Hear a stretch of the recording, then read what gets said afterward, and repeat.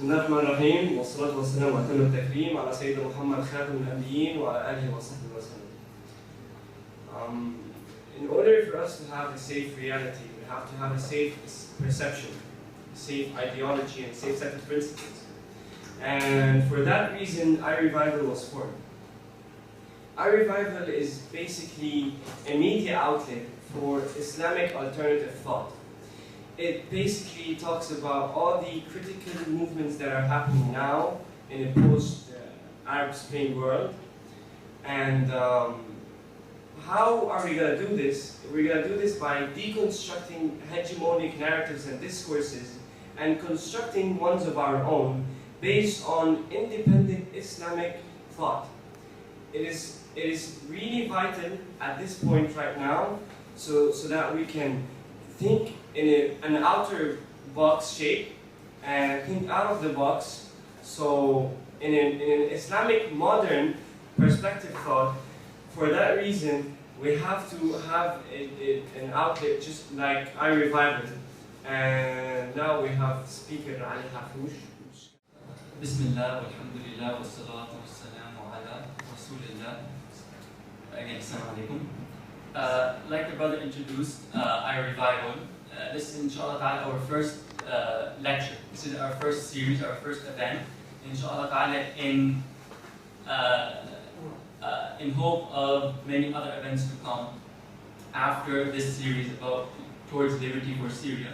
And to be honest, we couldn't think of any more important topic to address while brainstorming for iRevival than the issue of Syria, because of its critical importance for the Ummah in the present and in the future, inshallah. And especially the need to discuss the issue of Syria from an alternative Islamic perspective, especially in light of attempts to hijack the revolution ideologically and politically. We will get into this in more detail, inshallah. So, Towards Liberty for Syria, an informative series. This is the outline of the series, inshallah. It will be 5 parts. Today's part will be very brief because many of the brothers and sisters have final exams, and we just wanted to give you some general information about Syria before going into the more juicy issues, the more strategic issues. So part 1 today will deal with will be an introduction and dealing with general information about the revolution. General information about Syria. Part 2, we will talk about the political, economic, and social landscape in Syria, and we will try to discuss some of the structural contradictions, some of the factors which led to revolutions across the Muslim world, and then we will take Syria as a specific case study, right? We do not want to look at Syria independently or outside the context of the general Muslim world or the general colonial system which was imposed.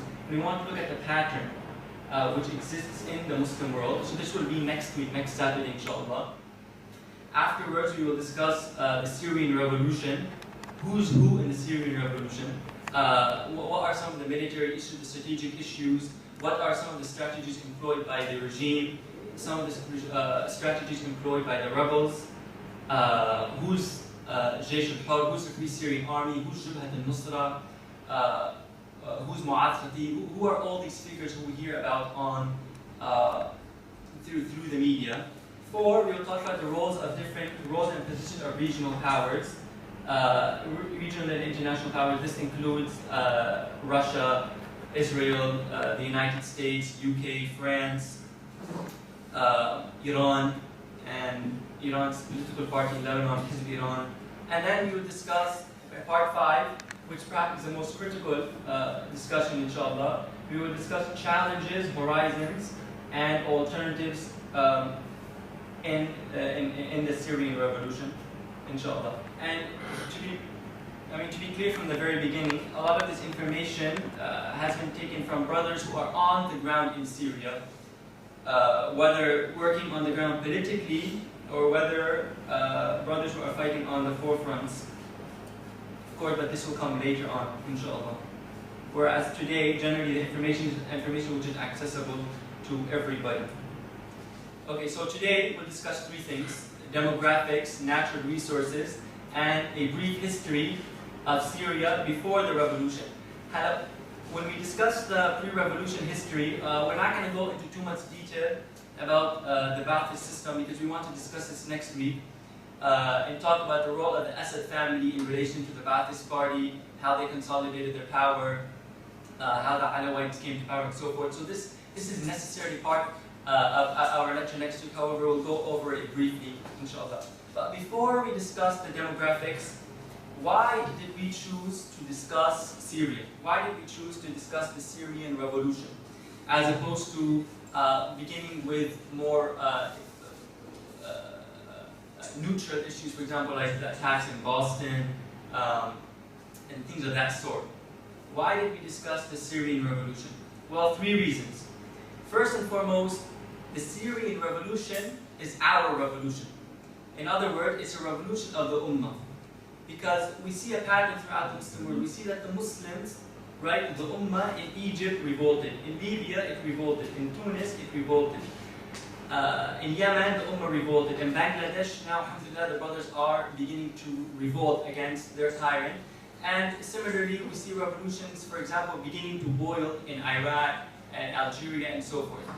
So we have to recognize from the very beginning that this is not a revolution which belongs exclusively to the Syrian people. This is a revolution which belongs to the Ummah. This is our revolution. And we must identify and affiliate with the revolution as such. In other words, we have to think outside the Sykes-Picot paradigm, outside the colonized mentality, meaning we have to think outside the box, like Brother Majid pointed out. The problem is that generally, even brothers and sisters who recognize that this is the Ummah and these are Muslims and so forth, their allegiance to the Syrians or their allegiance to this revolution and to this project is based on sentiments. At best, their affiliation is an affiliation of sentiments. So, for example, they will make dua, which is good. We need it, yes. They will share pictures on Facebook and so forth, but that's it. However, this allegiance based on sentiment, it falls short, right? It falls short. This is a depoliticized allegiance to the revolution. What we need is political allegiance. Our allegiance and our identification and our affiliation with the revolution must be transnational. It must go across the Sykes-Picot borders. And this is one of the reasons why we find Caucasian brothers, Chechen brothers fighting the Syrian regime. This is why we find Chinese brothers fighting the Syrian regime. This is why we find some brothers from the United States and the UK fighting against Ethiopians in Somalia. Right? And this has often made some political analysts go crazy. They cannot understand why would youth, for example, from Saudi Arabia be fighting in the mountains against the Soviets in Afghanistan. They couldn't understand, right? Because the Soviet Union never attacked Afghanistan. I never attacked Saudi Arabia, right? And the Assad regime had nothing to do with Chechnya. Bashar al-Assad never sent his army, right, to kill anyone in Chechnya. So why were there Chechen youth, Chechen men, right, and Saudi women fighting against the Assad regime? This is because, as Muslims, our allegiance transcends national borders. It transcends modern-day asabiyya, right? And we affiliate with the Syrian Revolution politically and in terms of sentiments. Again, we must look at it from an ummatic perspective, from the perspective of us belonging to an ummah, as opposed to belonging to artificial nation states. So I want you to internalize from the very beginning that this is our revolution. 2, we are at war. Very simple. There is a war against the Syrian Revolution, which, like we said, is our revolution. And before anyone goes into battle, right, or goes into a war, he must know the battleground that he's fighting on, right? He has to know the terrain, he has to know the resources, he has to know more about the enemy, he has to know what are the strategic points, what are the disadvantages, and so forth. So, if Syria is our subject matter, if Syria is a battleground, then we have to be very well versed about this subject matter, about Syria. And more importantly, we have to know in and out, we have to know in detail our enemies and those who are conspiring against the Syrian Revolution. And the Prophet ﷺ put it brilliantly 1400 years ago when he said, and he described exactly what will happen, that the nations will gather upon you, how? In the same way which dogs right, gather upon a plate of food. And we see this is exactly what is happening. This is exactly what is happening to the Syrian Revolution today. We see nations, right, which people perceive to be enemies. Russia, the United States, Iran, Israel, British and France and so forth, are coming together, right, more clearly, especially after the passing of the recent UN resolution, are coming together like dogs on a plate of food to divide Syria politically, to redraw the borders of Sykes-Picot. They are bargaining, they are negotiating who gets what. Again, in the same way the Prophet, peace be upon him, described it, the same way, dogs who gather around a plate of food. 3, as I said, because this is our revolution, it's important, like Brother Majid said, that this revolution has an Islamic narrative and an Islamic discourse. In other words, who speaks in the name of the revolution? Who speaks in the name of the revolution? Is it the secular elite, the secular socialist and liberal elite, which have monopolized the platform and the right to speak in the name of the revolution, or is it the ummah, right, which came out of the masajid and began the revolution? Obviously, we have the right to speak in the name of the revolution, we as an ummah. And as an ummah, we're brought together by Islam, therefore we need an Islamic discourse. Now, why is this very critical? Because most of the media outlets in the Muslim world, right, are run by or are owned by regional powers. For example, there's TV stations or media outlets run by Iran, media stations run by Qatar, yeah, media stations run by Saudi Arabia and so forth. Whereas, for example, in the United States, you know, the different stations are owned by political parties or by the capitalist elite. In our part of the world, they're run by different countries. So the thing is, what happens is that those media outlets will impose their own color or impose their own narrative or framework on the revolution. So, for example, they will claim that these are revolutions which are aspiring towards democracy, or aspiring towards collective socialism or something of that sort. Or it is a revolution, for example, against, like Iran referred to as an Islamic awakening for greater Islamic unity, i.e. absorb it into the larger Iranian project and so forth. So what we need to do is we need to recapture, we need to retake this narrative discourse and give it an Islamic framework. Okay. So these are the 3 reasons why we decided to talk about Syria. 1, this is our revolution, this is an Islamic revolution, and we must affiliate with it as such. 2, we are at war and we have to know more about the battleground, we have to know more of the strategic, we have to know more about the subject matter that we are dealing with.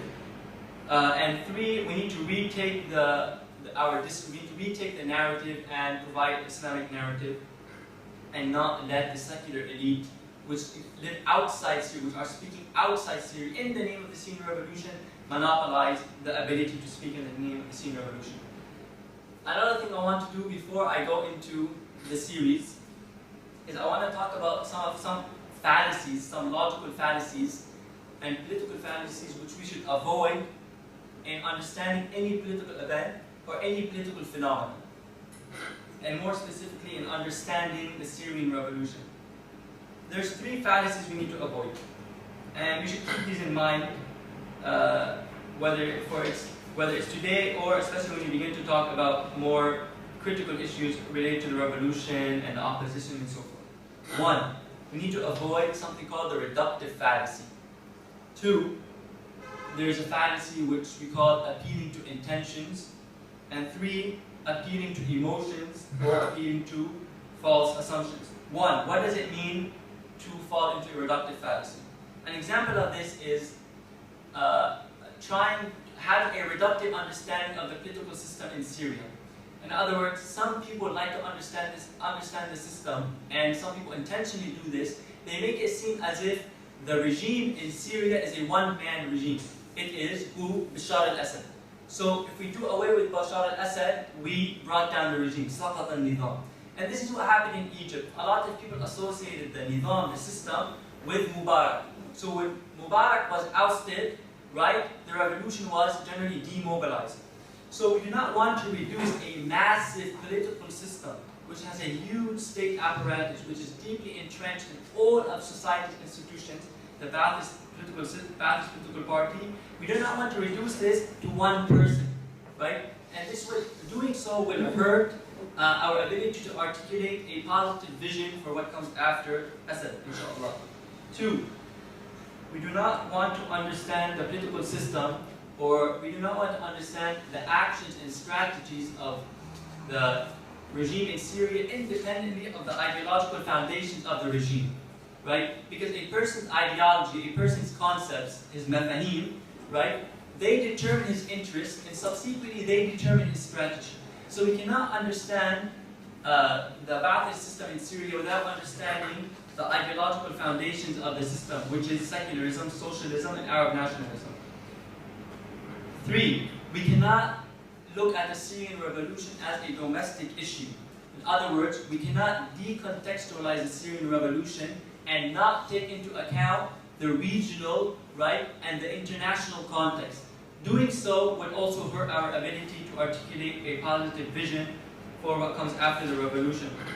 And 4, in terms of the reductive fallacy, we cannot reduce our vision for Syria in terms of the short-term goals. And we saw what happened when in Libya, some of the brothers, some of the sincere brothers, some of the sincere rebels said, let us focus on the short-term goals, right, which is to topple Gaddafi, and we'll worry about what type of system we want after Gaddafi after we topple him. Let us unite on these short-term goals. However, if we've learned anything from our political history, it's that you cannot separate your short-term goals from your long-term goals. As a matter of fact, your long-term goals, right, your vision determines your short-term goals. They're inextricable, you cannot separate them. So we cannot fall into the same mistake. So while we're discussing the revolution, right, and while we're discussing some of the strategic moves related to the Syrian Revolution, we must keep in mind and articulate, and this is what we'll do in part 5, a long-term vision, a very coherent end goal based on which will determine our short-term goals. Okay, what does it mean to appeal to intention? This is the second fallacy, and a lot of people fall into this fallacy when it comes to trying to understand the opposition and trying to understand some sincere people within the revolution. We have to differentiate between two things, between good intentions and illegitimate actions. Okay? Suppose, for example, you needed surgery or something of that sort, so you went to a brother you know, he's a surgeon. Yeah? And you know that this brother is very sincere, you guys grew up together, he's Muslim, he prays 5 times a day, he prays Qiyam al-Layl, his beard is mashallah, everything, yeah? He's a very sincere brother. And his intention, right, is to carry a successful operation. But from the very beginning, for example, this brother forgets to put anesthesia, or this brother removes the wrong kidney, or this brother commits some other medical mistake. Here we differ. So would you go on and advise, for example, your other brothers and sisters to go to the same doctor, the same surgeon? Of course not, right? Because good intentions are one thing, and illegitimate actions are another. We have a criteria, especially as Muslims, we have a particular moral framework, al-ahkam al-shar'iyya, right, al-halal wal-haram, based on which we determine whether actions are legitimate and illegitimate, independently of the intentions of that person. So when we discuss the opposition, let us keep in mind that we're differentiating between two things. We are not interested in what is the intention of this person. We do not have special glasses or a special, a machine which can give us access to his psyche and his intentions. This is for Allah Azza wa Jalla to know. What we are looking at is his action, and this is what the Prophet Muhammad said in reported by An-Nasa'i, I have been ordered to judge the apparent. Right? I have been ordered to judge the apparent. And 3, lastly, in regards to the fallacies which we avoid, is we should not appeal to emotions and we should not appeal to false assumptions. And we see this happening a lot when it comes to analyzing the situation in Egypt and so forth. So we cannot build our political analysis on weak assumptions or on our emotions. So when we deal with this, with analyzing the Syrian Revolution, we shouldn't begin by showing videos and atrocities and playing anashid and trying to win over the sentiments of the brothers and sisters. We must build on facts which exist on the ground, right? Whether they are conceptual, like our belief system, or whether they are actual strategic facts about Syria. So those are the three fallacies that we have to avoid from now until we end the series, inshallah. Otherwise, it would be an unfruitful discussion, it would be an unfruitful series. So one, we should not fall into a reductive fallacy. We must look into Syria holistically.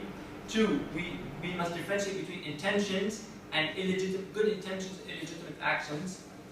Three, we cannot appeal to emotions or appeal to sentiments. Yeah? Okay. So now to discuss some of the general information about the Syrian Revolution. And again, generally this is information which is accessible to everybody. It's nothing, we're not really going to be giving any insight into any information about the revolution today, not yet. We're just going to discuss some of the general demographics in Syria. The population in Syria is generally 21.8 million, approximately 22 million people, right? It's made up of Muslims, Kurds, Druze, and Christians, and Alawis. We're just going to discuss who the Alawis are.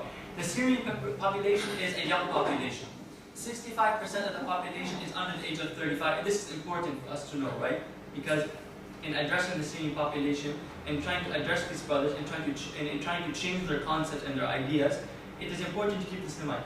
That the majority of them are young. 65% of them are under the age of 35, and 40% of them are under the age of 15. 40% are under the age of 15.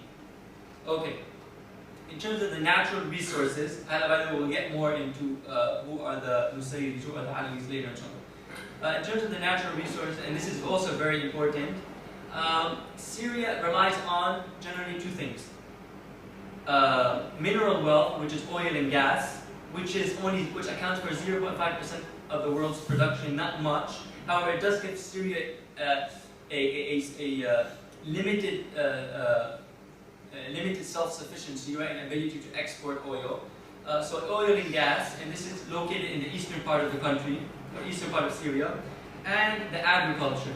Syria also has a very strong agricultural sector in North Syria, right? Again, we have to keep these things in mind, right? Because later we're going to talk about some strategic issues in Syria. So the agricultural sector is generally located in the northern part of Syria, and it makes up for the majority of Syria's employment. Okay. What about the military, the Syrian military? And we're going to discuss this in more detail when we talk about Assad, Bashar al-Assad's survival strategy and the regime's military strategy. However, very briefly, the Syrian regime currently relies on two sources for weapons. There is a Syrian military industry, military complex, right, which produces missiles, and then there is Syria's reliance on Iran and North Korea, for other equipment. Previously, right, before the fall of the Soviet Union, the Syrians generally relied on the Soviet Union for their military equipment. However, after the Soviet Union collapsed, right, we had a shortage. They suffered from a shortage of parts, right, a shortage of ammunition for Soviet-made weapons and so forth. So this was considered one of a strategic military blow to the system. However, now again it relies on Iran and North Korea for its weapons, and now Russia again. And there's reports that in the past week Russia provided the Syrian system with advanced artillery and advanced military equipment. The Syrian military is divided into three parts: the Air Force, the ground troops, and the Navy forces. The army is generally around 295,000 troops, and 315,000 reserve troops, ihtiyat, right, who are kept in the barracks. The reserve troops are predominantly Sunni. They belong to the Sunni population, so they're not as frequently used as the standing army, in fear of more fragmentation from the army, in fear of more brigades breaking off of the Syrian army. 70% of the career officers, right, meaning the professional soldiers, which are not drafted but they have a career in the army, are Alawis. 70% of them are Alawis, even though the Alawis the Nusayris make up 12% of the population. And we'll see that this was a strategic move intentionally carried out by Hafiz al-Assad after his revolution, after he consolidated his power. Sorry, career soldiers, يعني high officers, career soldiers? Yeah, 70%. The high rank officers? career officers are official soldiers, are high-ranking officers.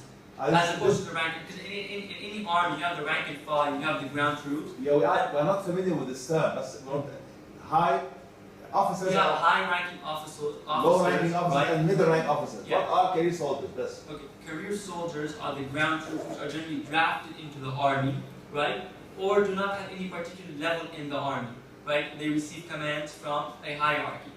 And generally they're drafted into the army. They are not important. You mean that they are not important? Of course not, no. However, the troops which do have a career in the army, what do you call them? We call them career officers, career soldiers.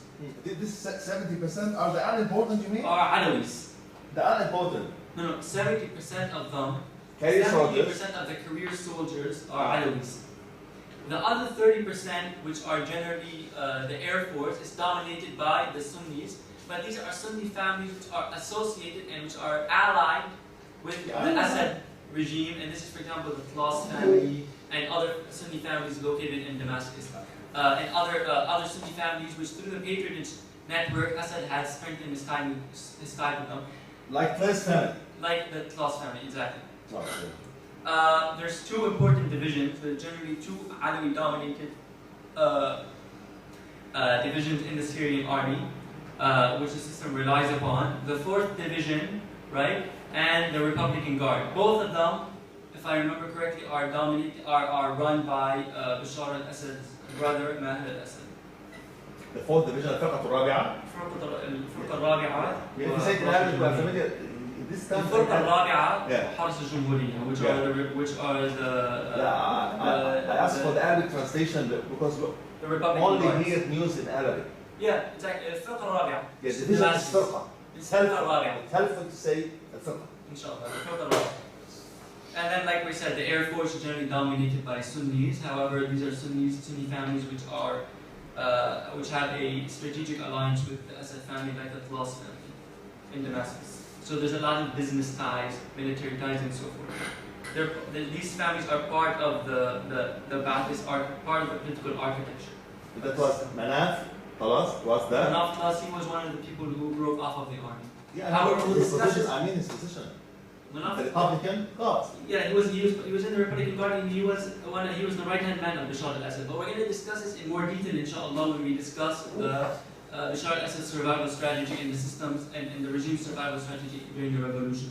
We'll discuss this in more detail, inshallah. Now to move into the history of Syria, and we're going to keep this very brief because again, this is information which all of you can access. Inshallah, we're going to post on iRevival's Facebook page some quick links about the history of Syria and so forth. And like I said, in regards to the history of the system, the Ba'athist system, the Alawi-dominated system, we can discuss this in more detail next week. So Syria, originally part of Bilad al-Sham, was a colony of the Roman Empire for 7 centuries. Right, so it was dominated by Christianity. This was up until the Islamic conquest, the Islamic conquest of Syria.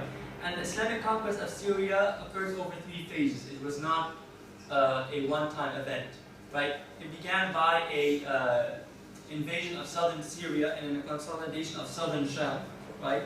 Which was southern Sham up until Hijaz.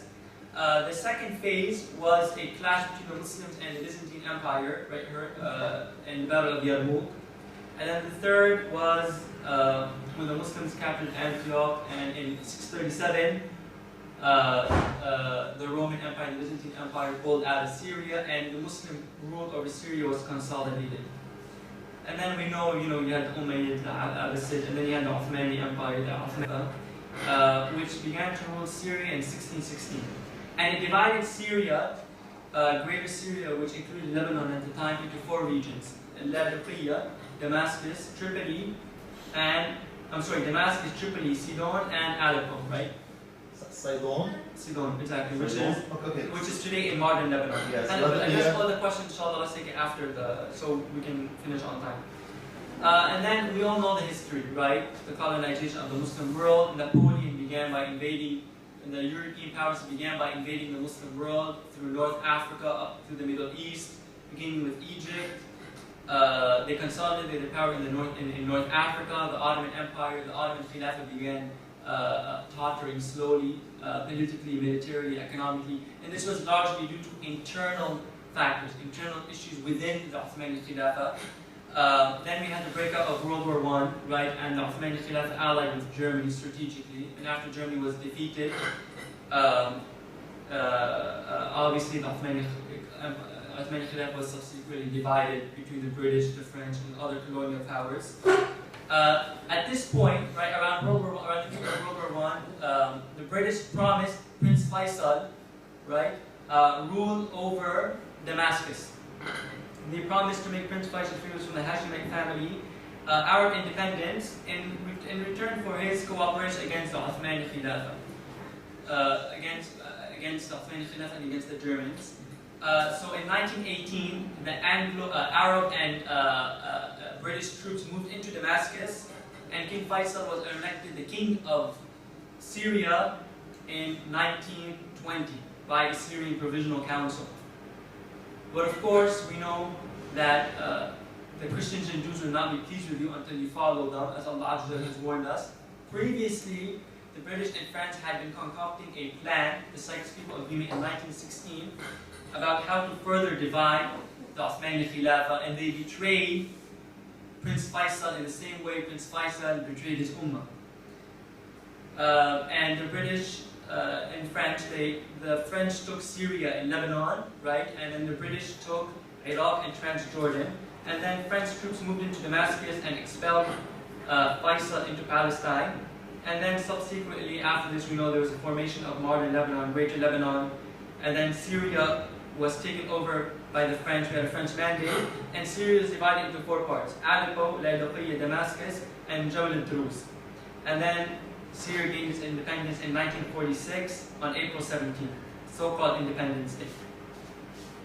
Now, to understand the history of Syria, and again we'll discuss this briefly today, it's critical that we understand the role of the Nusayris, right? And again, the word Nusayri, it's not a derogatory term for the Alawis, because the word Alawi, the title Alawi, was a title and they were given to the French, to the Nusayris, to give them legitimacy, so that they can be affiliated with Ali radiallahu anhu.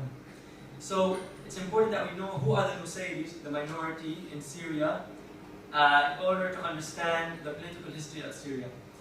The Nusayris, we can trace their roots back to 859, right? With Ibn Nusayr, he claimed that he was the father of Imam Hassan al-Askari, who was one of the Imams in the lineage of the Shia. He declared himself to be Bab al-Haq. He declared himself to be the gateway to the truth, right? The gateway into divine knowledge. And there's a lot of secrecy about the Nusayri beliefs. Some people say they believe in reincarnation. Some people say that they believe that Ibn Nusayr was actually the embodiment of Allah Azza wa Jal, wal-'ayadu billah, and so forth. However, there's no difference whatsoever amongst the scholars, whether it's Shia scholars or whether it's Sunni scholars, that they are not an Islamic sect. They are not part of the Ummah. The only difference between the scholars is, are they original kuffar or are they apostates? Meaning, are they kufr asli like the Christians and the Jews? They began upon kufr and they continued upon kufr, or were they originally Muslim and then they became apostates? Right? This is the only difference which exists between the scholars about the status of the Nusayris in Syria. And again, the word Nusayri is technically the more historically accurate term to describe this sect, because the term Alawi was given in the 1900s by the French, so that because the French were trying to give the Alawis more legitimacy. Who's Ibn Nusayr? Ibn Nusayr is the founder. Ibn Nusayr, I don't know who he's the founder of. However, Ibn Nusayr claimed to be a father. Originally, he was a Shia scholar. He was the follower of he was the father of Imam Hassan al-Askari. Follower of Imam Hassan al-Askari. And then he claimed, 11th Imam. yes, and then he claimed to be a prophet and claimed to be the embodiment of God. And there's a lot of books written by the scholars on the Nusayris, and there should be books which deal with the history of Bilad al-Sham. Okay, so generally the Shia, they're not Shia, by the way. The Nusayris are not Shia. The Shia scholars do not consider them to be Shia, and this is very important for us to understand. Yeah, because some people try to reconstruct our clash with the Nusayri dominant political system as a sectarian clash. However, this is not the case. They are not Shia, and no Shia scholar recognizes them to be as such. So they've always been generally a minority, and they usually isolated themselves in Al-Laqi, in the northeastern part of Syria. And they were very brutal. They were more savage than the other sects in Syria. They generally relied upon pillaging and plundering other villages and so forth. They would refuse to pay taxes to the Uthmani Caliphate and so forth. So they were generally very isolated in many ways. And again, this is not to mention that there's a lot of secrecy about who are the Nusayris and what are their beliefs, similar to the Druze faith. However, things began to change after World War I. The Alawis, the Nusayris, recognized after World War I that there was a strategic shift in the Muslim world. And the French also knew and recognized that they needed a minority in Syria, as they did in North Africa, and as they are doing today, the colonialists. They knew that they needed a minority in Syria to consolidate their power. So there were mutual interests between the Nusayris, the Alawis, and between the French colonialists.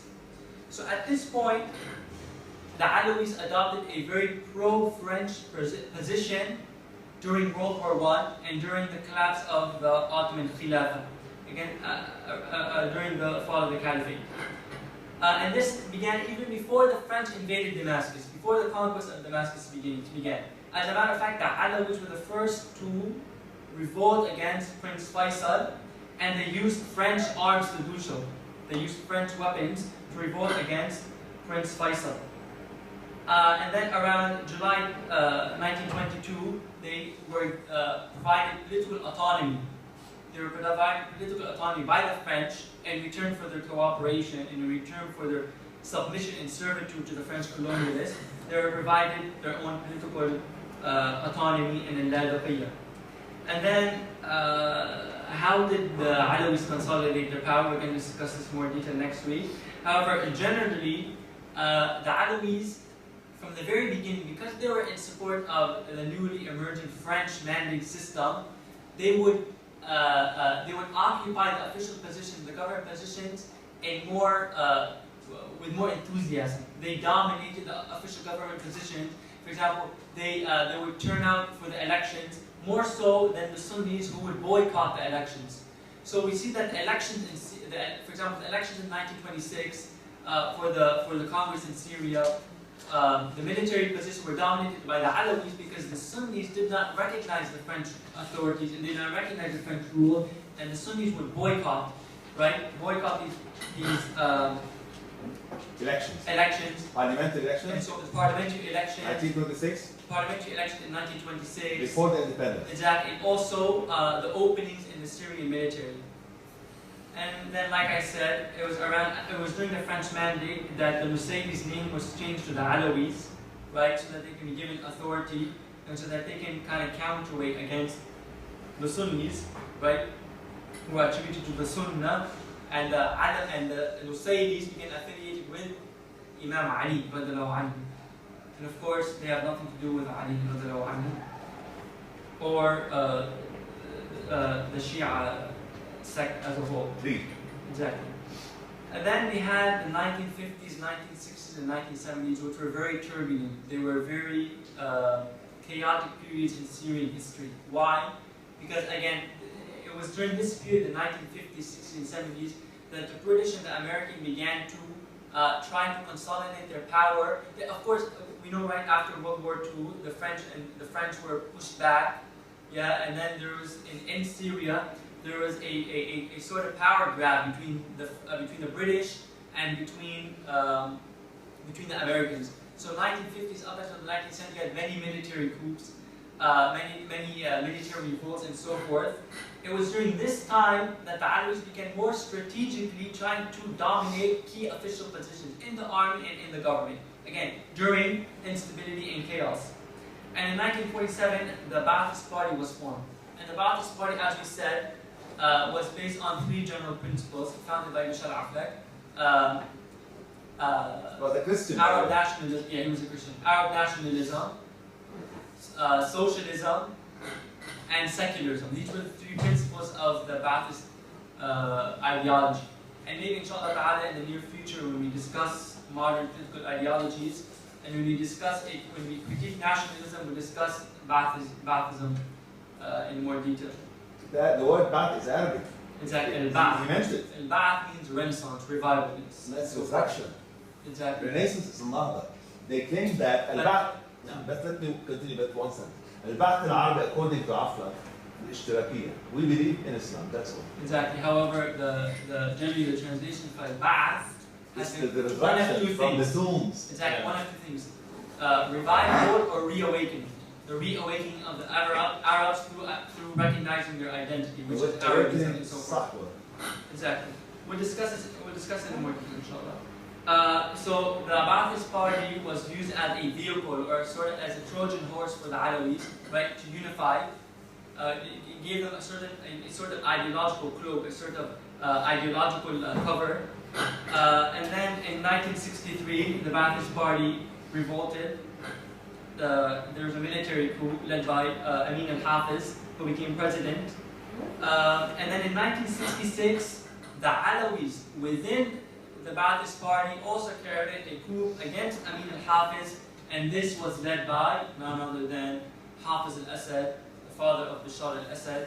And at that time, he was a defense minister and an air force commander.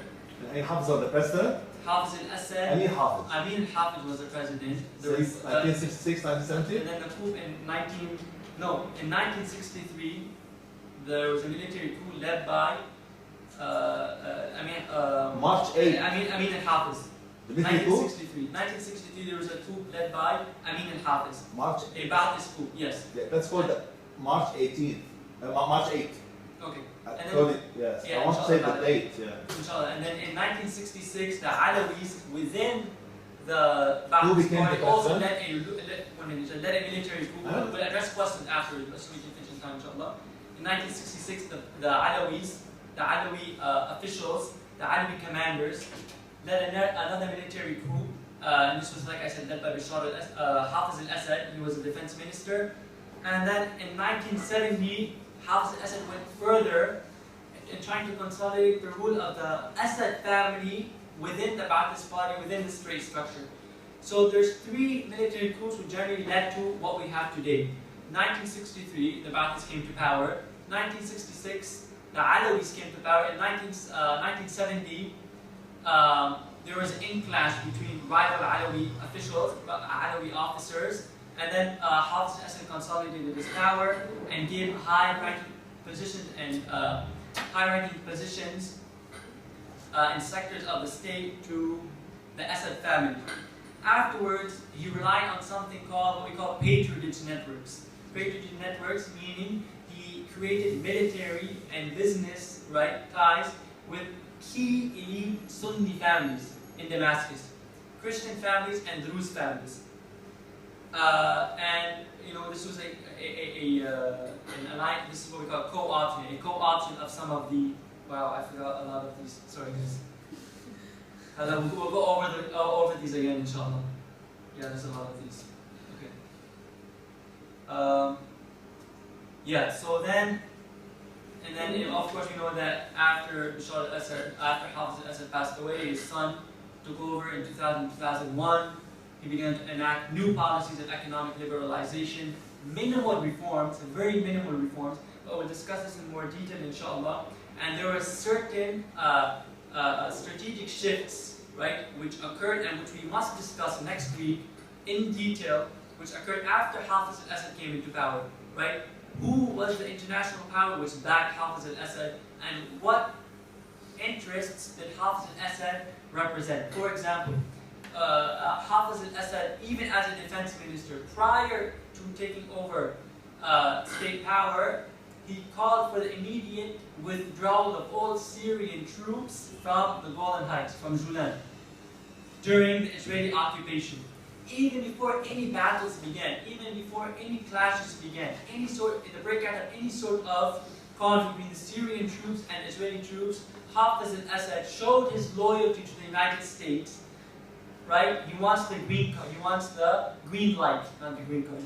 He wants the green light from the United States, right, in 1970 to consolidate his power, right? So he called for one of the ways in which he proved his loyalty to American interests in the region, and we'll discuss this in detail next week, was by calling for the immediate withdrawal of Syrian troops from the Golan Heights. And again, this just gives us an idea of how the political system was set in place. Today we discuss some of the internal issues, how the Assad family and the Alawis came to power, right? But as I said in the beginning, we cannot try to understand this independent of international context, more specifically understanding the role of the British, understanding the role of the United States, right? And now understanding the role of certain emerging, quote-unquote, emerging regional spokespersons like the Morsi's initiative, the Cairo initiative, the Geneva initiative, and so forth. We'll discuss these in detail next week, inshallah. After we discuss, after we analyze and deconstruct the political, economic, and